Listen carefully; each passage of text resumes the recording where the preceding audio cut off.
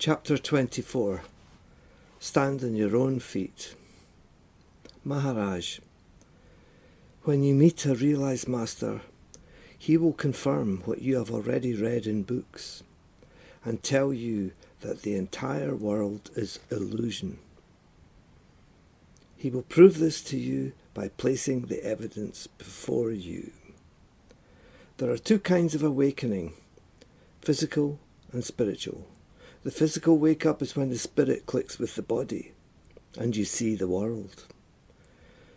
The spiritual wake-up means that from the beginning you have been under the influence of the illusionary world.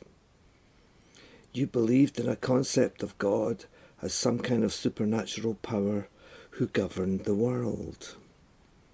Who is God? What is God? You don't know. You have some idea of God as somebody who's controlling the entire world, punishing the bad and blessing the good. There is no harm in this except that you don't know who you are. You don't know what God is. You're living your life under this influence, sometimes peaceful, sometimes depressed. You don't really know what is going on. As soon as you come across a realized master, he will enlighten you, saying, you are living in an illusionary world. The body is not your identity. You are different from all this. You are the master of masters. You are the father of this world. You are the father of God. God is your reflection. You do not know your existence, which has tremendous power. You're unaware of your reality, and so you're neglecting your spontaneous existence and living under illusionary forces, illusionary influences as a depressed person or an unhappy person who's always struggling, trying to find happiness, peace, a life without fear. When you meet a realized master, he hammers you with reality, telling you again and again that you are nothing to do with all this illusion because you are unborn. You are measuring yourself in the body form, and that is illusion. You are not the body, you were not the body, and you are not going to remain the body. The body is the medium through which you can know yourself. Without the body, there can be no awakening. Without the body, there is no existence, and therefore you cannot know yourself. The combination of the body and spirit, or presence, call it what you wish, is the catalyst. You are not the body at all, open fact. This reality has to be engraved. This conviction is supposed to be there. When this spontaneous conviction arises, you will know that your identity is invisible, anonymous identity. And any fear that was there will vanish. There will be no fear of death because you will know that you are unborn, just like the sky. Sky has no feeling, no brother, no sister. Who is God, the master, the disciple? Who is the husband, the wife? All relations are body related. Questioner.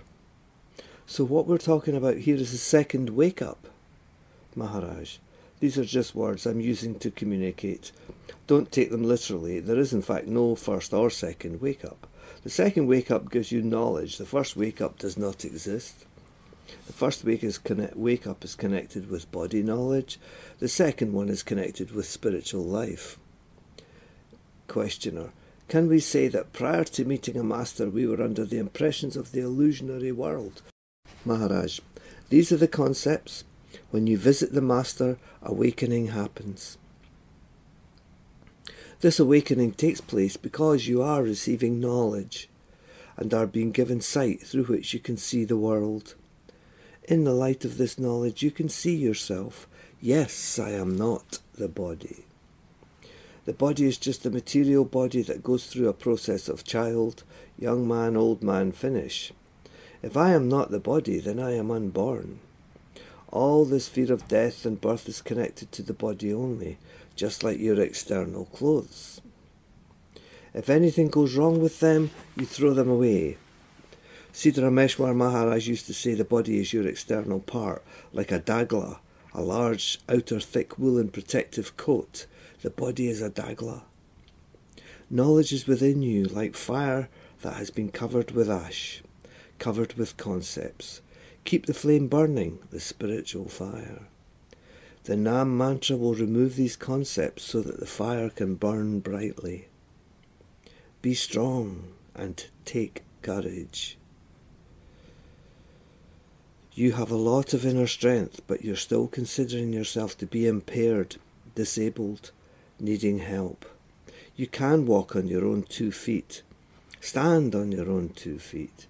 You must get rid of this habit of always feeling dependent and constantly looking for assistance out there and relying on concepts of God, Atman, Brahman. Questioner. Nisargadatta Maharaj said, know the false is false and then knowledge will come through. Maharaj. I will tell you about this subject. One night, King Janaka had a bad dream. He was tossing and turning. He was a great king, but this night he dreamt he was a beggar in the forest.